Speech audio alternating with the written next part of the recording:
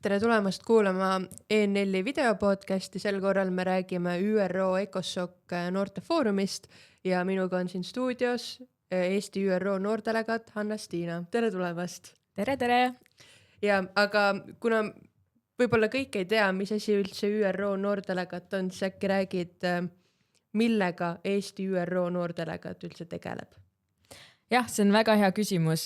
Ma ise küsisin endalt sama enne seda, kui ma kandideerisin noordelegaadiks, aga põhimõtteliselt minu töö on siis olla vahelüliks nii-öelda Eesti noorte ja ÜRO vahel, et üks osa sellest on, et ma saan käia New Yorgis, miks me siis täna siin räägime, ja siis teine pool on justkui see, et ma üritan koguda sisendit siis Eesti poolt ja teha koostööd teiste noordelegaatidega, et läbi minu siis võiksid sõnumid noortelt jõuda ka ÜRO-sse. Ja räägimegi siis täna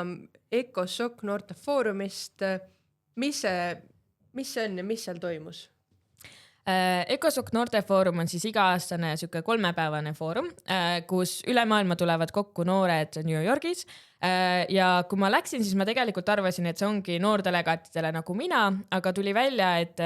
tegelikult see foorum toob kokku ka noori aktiviste suures osas, erinevaid noorteorganisatsioone ja samal ajal siis on ka näiteks ÜRO erinevate nende organite esindajad, et oleks rohkem nagu selline vestlus erinevate osapoolte vahel, et mis siis nagu on noorte jaoks olulised teemad ja kuidas noori nagu rohkem kaasata. Ja millest te siis täpsemalt rääkisite? Kui ma nime vaatan, see ongi ECOSOC, ma eeldan, et seal ongi selline majandus- ja sotsiaalteemad, aga mis seal siis toimub? Okei. No selle aasta nimetus oli siis, et kuidas kiirendada COVID-19 pandeemiast taastamist ja siis nende kestliku arengu eesmärkide saavutamine, et kuidas see progress läinud on, sest et 2015 võeti need kestliku arengu eesmärgid vastu ja nüüd me oleme nii-öelda poolel teel, et 2030 me oleksime, või me teoreetiliselt peaksime siis jõudma sinna, kus need on kõik täidetud. Aga seal olidki siis arutelud, et olid plenaarsessioonid, kus siis riikide esindajad said rääkida, et mis situatsioon nende riigis on, et mis näiteks noorte initsiatiivne nad on alustanud. Tihtipeale sealt olidki rääkimas siis näiteks mingi noorte ja spordiministeeriumist. Mõnikord nad andsid ka nii-öelda võimaluse rääkida siis oma riigi noordelegaatidel, et see oli siis nagu selline nii-öelda üksteise kuulamise hetk, et erinevad riigid said nagu sõna võtta. Ja siis olid nii-öelda breakout sessions, kus siis kas teemade või regioonide kaupa meid jaotati nii-öelda väiksematesse, et meil oleks võimalus nagu rohkem arutelu pidada, et vähem see, et sa kuulad ja rohkem see, et sa räägid. Mina siis isiklikult valisin nendest temaatilistest sessioonidest puhta vee ja energiateemad ja see oli ka tore, sest et me enne siis noortefoorumile minekut tegime Läti ja Leedu noordelegaatidega ürituse, kus me ka üritasime sisendit koguda siis just energiateema kohta ja tegelikult Läti noordelegaat siis seal breakout sessionil ka tema oli üks nendest panelistidest. Ja siis seal olid igasugused kõrvalüritused, millest ma võib-olla võin hiljem ka natuke juurde rääkida, aga jah, põhiliselt see oligi siuke nagu mõtete vahetamise koht, ma ütleks. Okei, no sa mainisid, et seal ei olnudki ainult nii-öelda noordelegaadid, seal oli aktivist, riikide esindajad. Kas sa olid Eestist ainuke või oli Eestist keegi veel? No nii palju kui mina tean, siis ma olin Eestist ainuke, vähemalt ma ühtegi teist eestlast niimoodi juhuslikult ei kohanud, kes just võib-olla ei tööta nagu siis Eesti alalises esinduses ÜRO juures, et nendega ma sain tuttavaks, aga muid nagu aktiviste või nii ma Eestist ei kohanud. Okei, aga kas seal oli nii-öelda selliseid poliitikakujundajaid ka, võib-olla mõned sellised nagu suuremad nimed või ta pigem on ikkagi rohkem selline noorte jaoks ja noortele sündmus? No suurtelt nimedest, see on nagu selles mõttes hea küsimus, et kes on need suured nimed või need nii-öelda tähtsad inimesed, et seal oli kohal ÜRO poole pealt siis näiteks ECOSOC-i president, ECOSOC on siis see majandus- ja sotsiaalnõukogu, siis seal oli erinevate mingite organite juhte, ka ÜRO noortesaadik, Youth Envoy, kes on siis minu teada kõige kõrgem nii-öelda inimene, kes nagu noorte teemadega tegeleb, et ta ongi nagu see spetsiaalne saadik siis noorte teemade jaoks. Et selles mõttes oli nagu nii-öelda kõrgeid inimesi noorte poolt, või aga üldine nagu eesmärk oli minu arvates ikkagi nagu fookus oli noortele ja vähem nagu see muidu poliitikakujundajatega, ma ei tea, vestlus. Okei, ja olite seal New Yorgis kõik koos, arutasite, mis sellest arutelust saab? Selle eesmärk oli tegelikult see, et nüüd kui sügisel tuleb suur SDG Summit, ehk siis nagu, kus nad jällegi neid kestliku arengu eesmärke arutavad, siis sellisel nagu järgmisel korral siis juba nende riigipeade tasemel, et siis selleks nagu noorte sisendit anda, et nad kogusid ka siis erinevates nendes just breakout sessionites oli võimalik nagu enda poolt öelda, mis on meie jaoks võib-olla olulisemad teemad või ideed ja pärast siis nad panevad kokku need nii-öelda faili, mis siis antakse edasi nagu selle SDG Summiti jaoks. Okei, ja sa enne mainisid ka, et te ise kogusid lätlastega koos sisendit, et äkki natukene räägid seda, et kuidas te seda tegite ja mis teemal siis täpsemalt seda sisendit kogusite? Jah, me keskendusime siis kestliku arengu eesmärk 7, mis on siis puhas ja kättesaadav energia vist eesti keeles on see nimetus. Ja jah, me tegime Läti ja Leeduga tegelikult koos seda Läti algatusel, sest et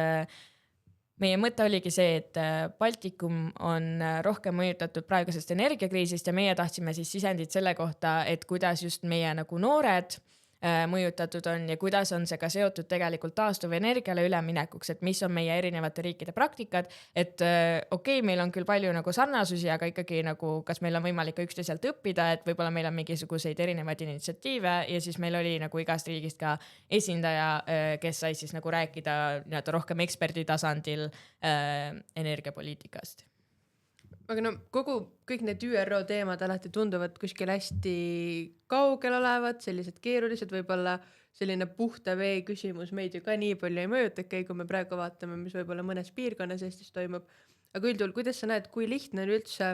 kutsuda noori üles, et tulge rääkige kaasa, andke sisendit, me viime selle kuskile nagu New Yorki, kuskil sellega midagi saab, et kui nagu lihtsalt nad üldse kaasa tulevad selliste algatustega? Sa mõtled siis ÜRO poole pealt või noorte poole pealt? Jah, no näiteks noored, et nad tulevadki noored kokku Eestist, Lätist, Leedust ja arutavad nendel teemadel, et kui lihtne on sinna noori kaasa saada? No ma arvan, et võib-olla see oleks lihtsam, kui olekski parem arusaamine sellest, et mis see ÜRO on ja et kuidas nagu, või noh, et kas sellest on siis mingit nii-öelda kasu ka. Või noh, ma arvan, et me oleme siin üsna nagu praktilise mõtlemisega, et mis see nagu nii-öelda eesmärk siis tegelikult on ja kui ma seal ÜROs istusin ka, siis ma vahepeal mõtlesin, et okei, või noh, see sama asi on ja see puhta vee teema, et see ei ole võib-olla meie jaoks väga relevantne, aga miks see on oluline, et ma praegu siin istun ja kuulan sellest ja see on see sama üksteiselt õppimise asi, et tegelikult nagu üks läbivaid teemasid oli see, et kuidas olla noor aktivist, kuidas nagu nõuda omale seda, et sind päriselt kuulatakse, et ei ole see ainult näitlik, et nad nagu näitavad, et me kaasame noori, vaid et kas see päriselt nagu sisend nagu jõuab ka kuskile ja üks nagu neid nii-öelda nõudmisi noorte poolt siis oligi see, et me tahame, et me oleksime nii-öelda otsuse tegijate laua taga, et ei tehta otsuseid meie kohta, vaid meiega koos, et kui need teemad puudutavad meid ja tegelikult kõik teemad puudutavad meid, et siis meie arvamus oleks ka nagu päriselt selles otsustusprotsessis sees. Ja kuidas seda tagada, et noorte arvamus oleks kuulda? No see on väga hea küsimus. Eks see on midagi, millega nagu tegelikult ÜRO ka töötab ja selles mõttes on tore, et või mis tegelikult ka välja toodi, et ÜRO peaks olema võib-olla nagu selles mõttes veits eeskujuks või juhtivaks, et nad tegelikult, neil on neid noorte initsiatiive, nad ei ole võib-olla tingimata alati nagu otseselt ÜRO sees, aga näiteks on ka, mis ma siis sain teada, on nagu UN Foundation, kes nagu tegeleb ka väga nagu just noorte esiletoomisega ja tegelikult ka erinevate mingi raportite koostamisele, nii nagu nad üritavad rohkem kaasata noori, et see noorte hääl oleks seal ka sees. Ja siis ongi, kuidas see nagu tuua võib-olla Eesti konteksti veits tagasi, et siis me saamegi mõelda, et okei, kuidas meie nagu oma riigis siis saame teha seda, et okei, üks asi on see, et me jõuame sinna laua taha, aga kuidas me teeme nii, et seal laua taga meil on päriselt midagi öelda, see on ka oluline point tegelikult, et et ka noortel on need oskused päriselt kaasa rääkida, et meil on nagu oskused neid ideid, mingisugused reaalsed ideid edasi anda, mitte ainult see, et me võiks seda asja teha, aga kuidas seda päriselt saavutada, et see on ka nagu see nii-öelda generatsioonide vaheline koostöö, et nagu kui me jõuame sinna laua taha, siis meil on päriselt midagi öelda ja et see, mida me ütleme, on väärtuslik ja seda ka väärtustatakse. Aga kui te olete seal, põhiliselt need kohtumised toimuvad New Yorgis, vahepeal erinevate projektide raames ka näiteks, ma ei tea, mujal Euroopas, ja kuna ÜRO on ülemaailmne organisatsioon, eks neid kohtumisi on igal pool, aga ütleme, et see New York on põhiline, kas teil on ka, ütleme, nende päevade jooksul aega reaalselt selliseid, ma ei tea, parimaid praktikaid vahetada, kogudagi kokku mingid head näited, mis kuskil töötab, mis võiks kuskil töötada, et palju te tegelete ka sellise hea praktika jagamise ja üksteise sellise nagu heas mõttes õpetamisega? Ja minu arvates üks nagu paremaid moodusid selle jaoks on tegelikult need kõrvalüritused, et hommikul tavaliselt see hakkas kuskil 9-10 ajal ametlik programm pihta, siis on vahepeal lõunapaus kuskil 2 tundi ja siis läheb edasi kella 6-ni ja siis ongi nii, et kas hommikul juba enne seda, kui ametlik programm algab, on mingisugused üritused, näiteks ma käisin siis USA noorte saadikuga kohtumas ja see oligi väga nagu informaalne, et meile pakuti natuke hommikusööki ja siis umbes, ma ei tea, kas meid isegi 20 oli seal, aga et saimegi lihtsalt rääkida, et kus me tuleme ja nagu, mis on nagu olulised teemad ja nagu ta ongi globaalsetele noortele nii-öelda, et see ei ole nagu USA spetsiifiline. Et nagu siis tekitatakse palju selliseid nii-öelda platvorme, et kus üksteisega rääkida ja siis lõuna ajal ma käisin tavaliselt kõrvalüritustel, kus on ka nagu vähem inimesi ja siis olenevalt sellest, kuidas nüüd üles ehitatud on, saab nagu rohkem või vähem rääkida. Et näiteks ma käisin ühel kõrvalüritusel, mis mulle väga meeldis, kus meil olid nagu ka siis läksime väiksemateks gruppideks lahti, meid oli äkki mingi 7 ja siis me rääkisime ka sellest, et nagu see teema oli transformative leadership in the UN, et jällegi, et kuidas nagu noori kaasata ja nagu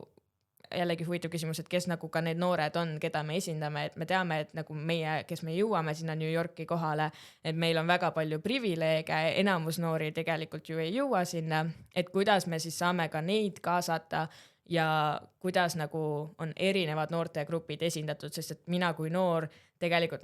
ma esindan näiteks Eesti noori, aga Eesti noored on ka väga erinevad taustadega, erinevad ma ei tea, uskumusega, et nagu üks inimene ei saa tegelikult ju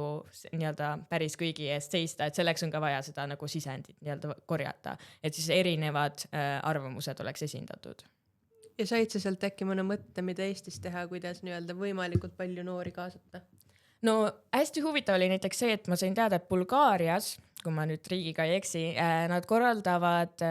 küsitlust iga aasta, kus nad tegelikult tuhandete noorte käest küsivadki, mis on nende jaoks nagu olulisemad teemad, millega nagu noordelegaatid, neil on neid 2, siis tegelema peaks. Et see oli minu arvates üks nagu võib-olla rohkem nii-öelda ametlik viis, kuidas seda teha, aga enamus riikides noordelegaadid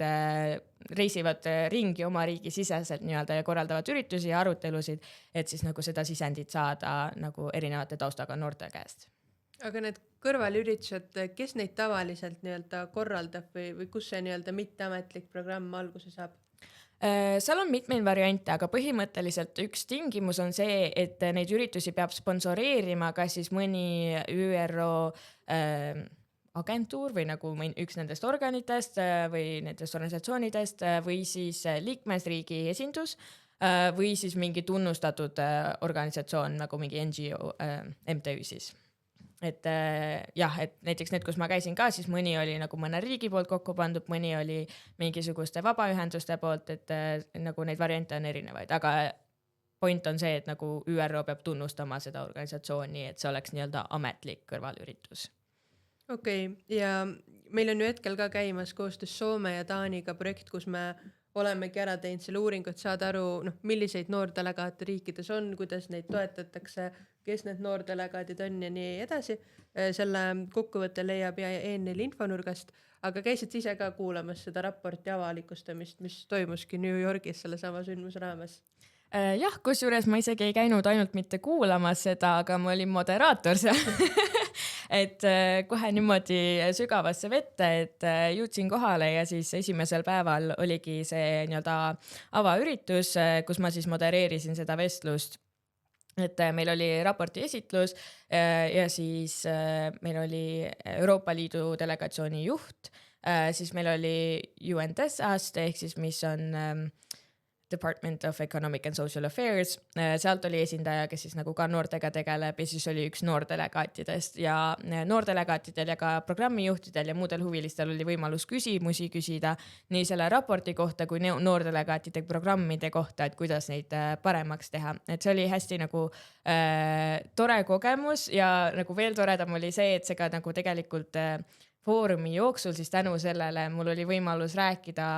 veel mitmete inimestega, kas siis erinevate nagu nende riikide esindajatega, kes mõni nagu tuligi juurde, et kuule, sa ju olid seal, et see raport on hästi huvitav, et mis te seal teete ja kas me saame nagu ka kuidagi,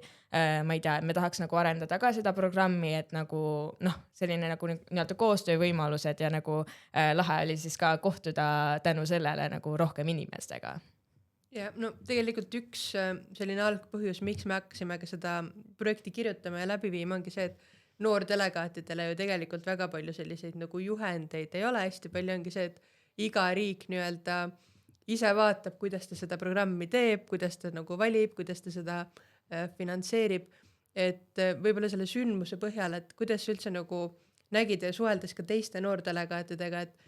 kui palju seal on, ütleme sellist nagu üldist joont, et näiteks, ma ei tea,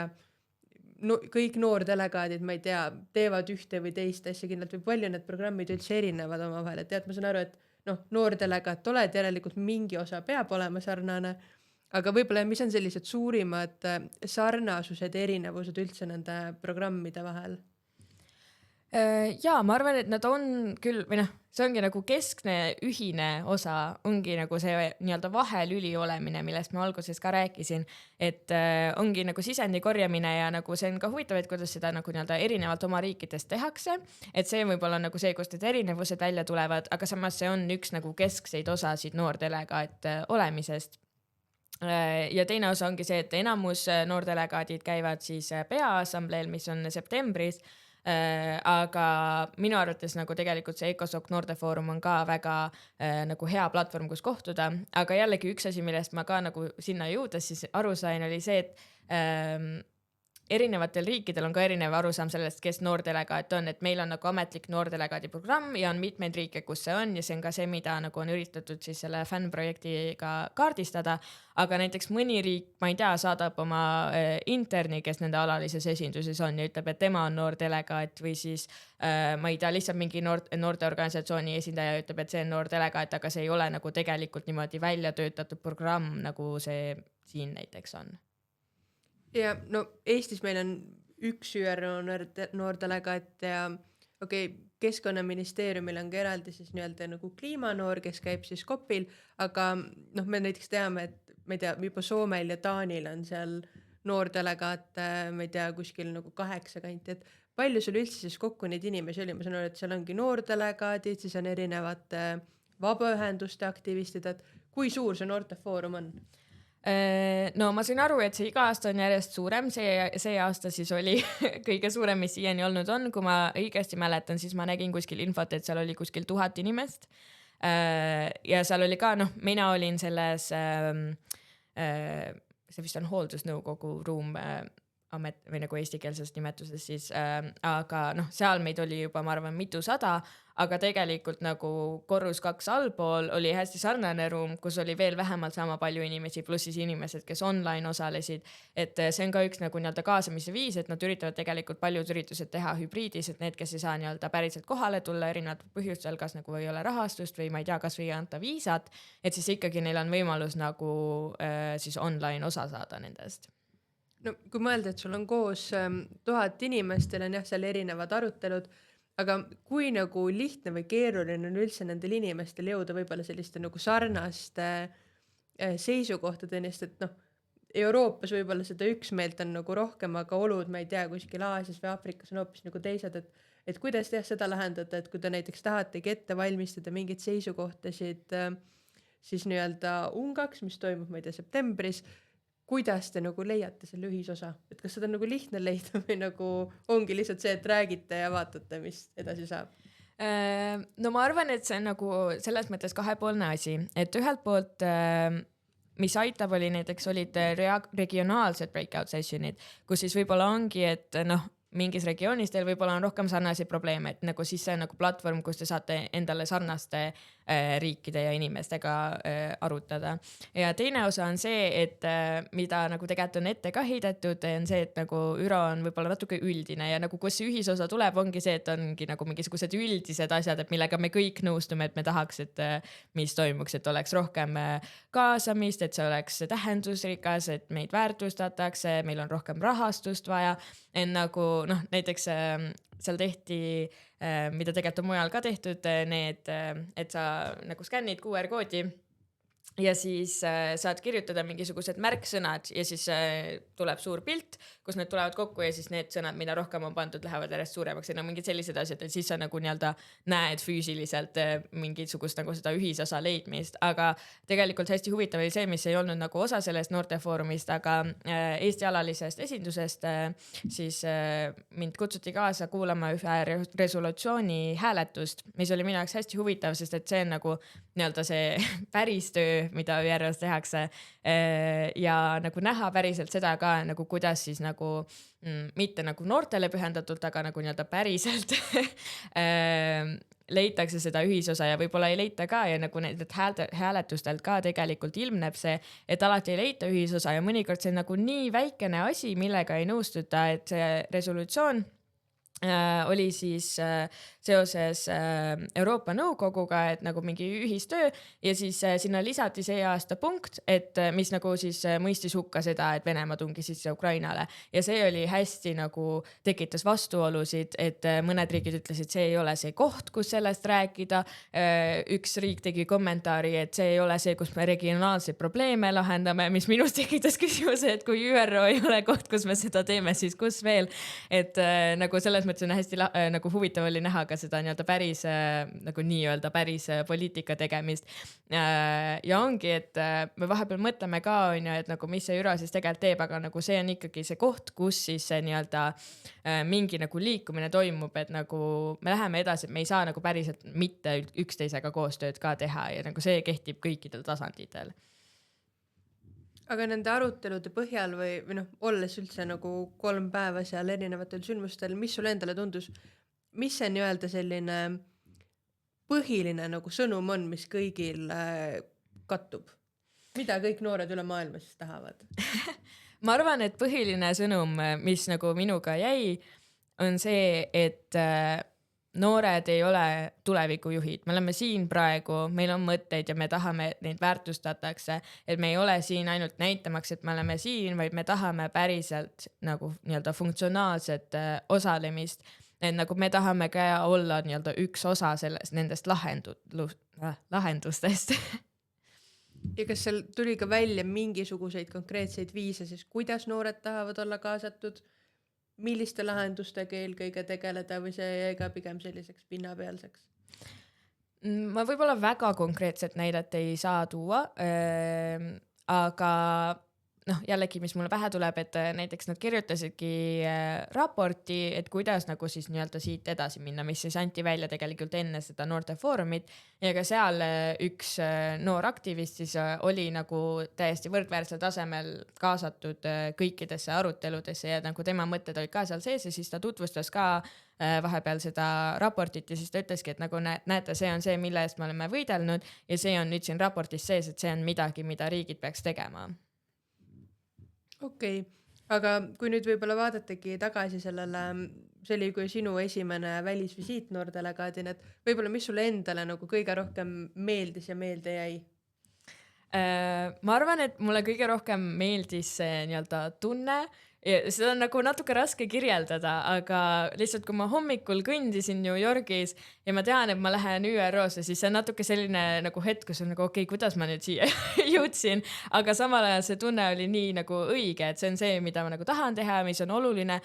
ja nagu see kuidagi inspiratsioon, mida sa saad ka nagu teistelt noortelt, et mõnikord tundubki, see on väga nagu heidutav, et kuidas me päriselt saame siis mingisuguseid muutusid ellu viia, aga siis sa tuledki sinna kokku ja sa näed, mida kõik need teised ka teevad ja siis te õpite üksteiselt, te kuulate üksteist ja mõtlete, et okei, see on nii-öelda väärt eesmärk, et nagu noored oleksid kuulda ja siis sa mõtled, et kuidas ma oma nagu koduriigis siis saan seda nagu sellele kaasa aidata, kuidas ma saan selle nimel töötada, et kas siin on mingisuguseid ideid, mida ma saan nagu ellu viia.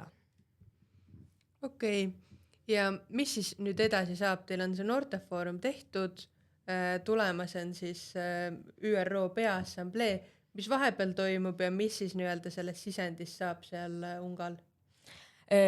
No me täna just arutasimegi, et meil loodetavasti on tulemas siis Balti noortefoorum, kus me saame ka väga otseselt arutada noortega, mis on nende jaoks olulised teemad, mida saakski nagu viia siis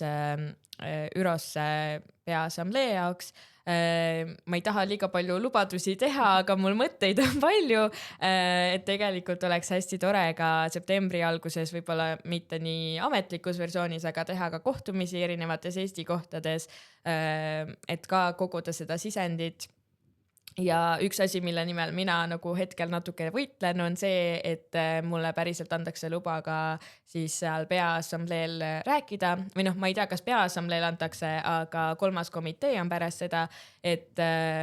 ma eelmiselt noordelegaadilt kuulsin, et Eesti noordelegaadid ei ole kunagi nagu nii-öelda ametlikult rääkida saanud, et minu eesmärgiks on siis nagu võidelda välja see, et ma saan rääkida ja siis oma sinna kõnesse panna ka sisse see, mida ma päriselt noortelt kuulen. Aga võib-olla lõpetuseks küsiks seda, et kui need noored kuulavad, mõtlevad ka, et okei, et tahaks ka kaasa rääkida, rohkem teada, et kuidas noored saavad anda sulle sisendit või mis sa üldse näed, kuidas sa tahaksid nendega dialoogis olla paremini kursis, mis on nende sellised mõtted ja soovitused?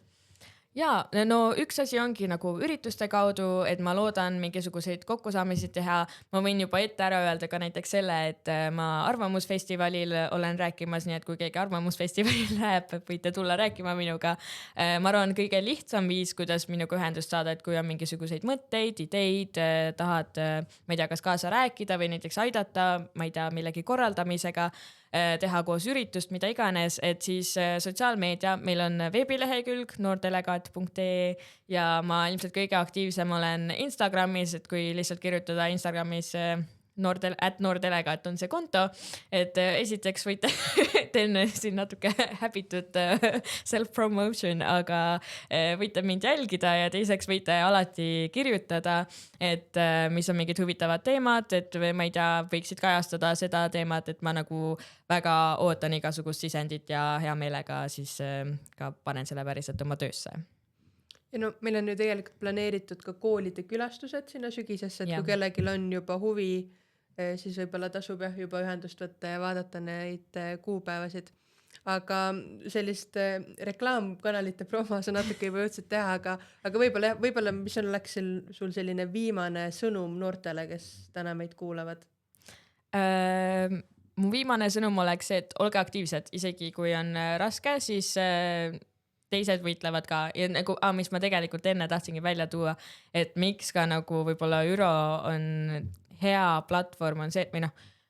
see ongi see, kus me saame ka platvormi, kus me saame ühendust teiste noortega, kes võitlevad millegi sarnase eest nagu meie ja see tekitab ka tunde, et me ei ole üksi selles võitluses, meil on teised, kes mõtlevad meiega sarnaselt ja võib-olla nagu meil on ka päriselt võimalik mingisugust muutust ellu viia, et mu viimane sõnum olekski võib-olla see, et ma ei tea, olge aktiivsed ja võtke minuga ühendust. Ja kõik huvilised saavad siis Anna-Stiinaga ühendust võtta, keda huvitab see raport, mis on siis just välja antud siis enl.ee